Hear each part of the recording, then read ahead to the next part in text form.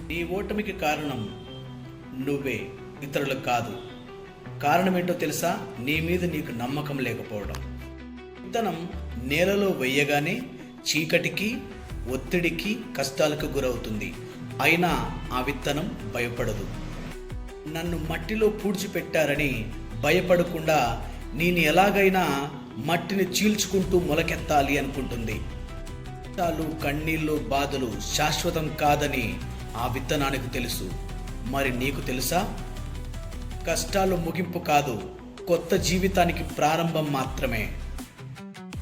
చాలామంది నిన్ను నమ్మకపోవచ్చు, నీ కలలను ఎగతాళి చేయవచ్చు, నీ ప్రయత్నాలను చులకన చేయవచ్చు. కానీ ఈ ప్రపంచంలో ఒక వ్యక్తి మాత్రమే నిన్ను నమ్మితే చాలు, అది నువ్వే. నీ మీద ఉన్న నీ నమ్మకం నిన్ను గెలిపిస్తుంది, నడిపిస్తుంది. గుర్తుంచుకో, ఆత్మవిశ్వాసం బలంగా ఉన్న వ్యక్తిని ఎవ్వరూ ఓడించలేరు.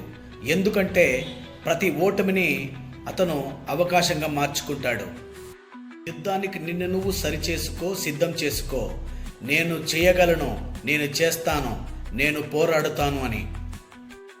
ఎస్, నేను ఏమైనా చేయగలను అని నువ్వు అనుకుంటే కామెంట్లో ఎస్ నేను చేస్తాను అని కామెంట్ చేయండి.